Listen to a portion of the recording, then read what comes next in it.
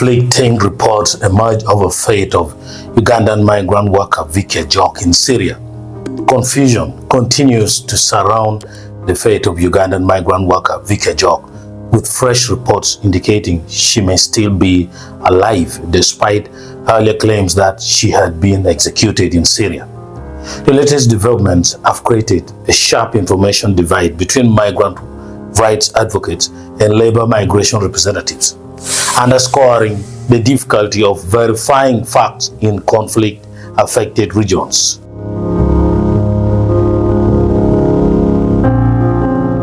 The legal representatives dismiss execution claims. According to Xavier Radio UG, a report published under the headline, "Ajok is still alive in Syria, legal representative dismisses rumors of her execution." The Kyeyo Initiative, an umbrella association representing Ugandans working abroad, has dismissed claims that Ajok is dead. According to the Kyeyo Initiative Uganda, which says it holds powers of attorney over Ajok's legal status, the migrant worker remains alive and detained.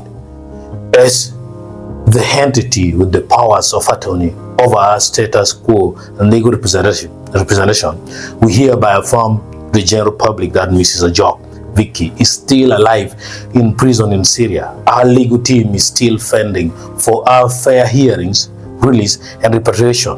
Thus, treat any allegations that she was killed with utmost denial. The association further dismissed via social media content alleging that Ajok had been repatriated. According to the same Kyeyo Initiative statement, a video circulating online does not feature Ajok. Please, the lady in the video wasn't Mrs. Ajok Vicky. Thus, such information is also false. Kyeyo added that official updates should only come from Kyeyo Initiative Uganda Legal Social Representative, Government of Uganda Diplomatic Representative, Government of Syria, host state.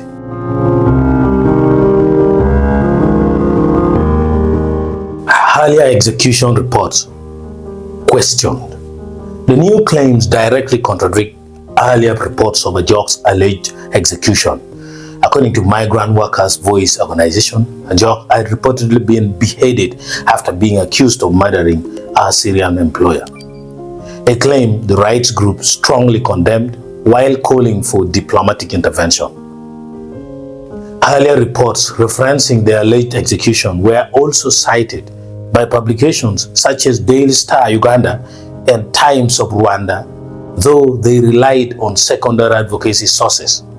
However, according to commentary aired on Acholi Pro Evo TV, the beheading story was described as an unconfirmed report at the time, with the outlet urging caution pending independent verification by me myself, Mark Brian.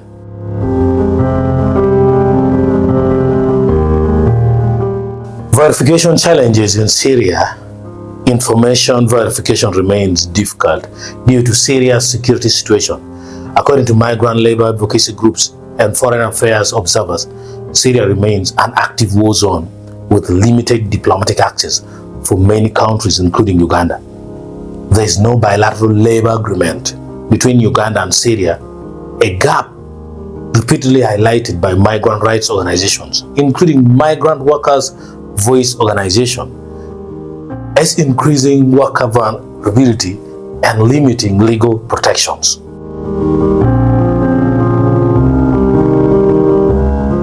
Information divide, Kyeyo versus Migrant Workers' Voice.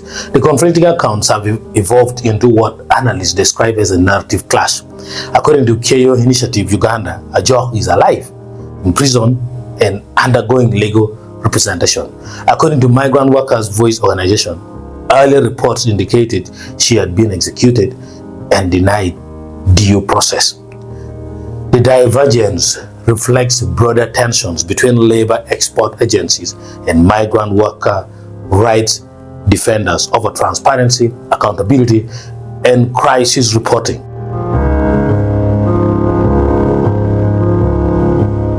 Awaiting official government confirmation. As of the latest update, Uganda's Ministry of Foreign Affairs has not issued a definitive public statement confirming either the execution or Ajok's current condition.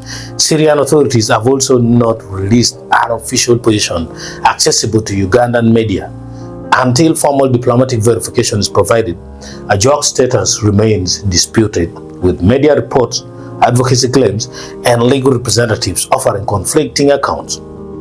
The case continues to draw national attention, raising wider concerns about the safety of Ugandan migrant workers deployed to high-risk destinations without formal bilateral protections or strong consular oversight.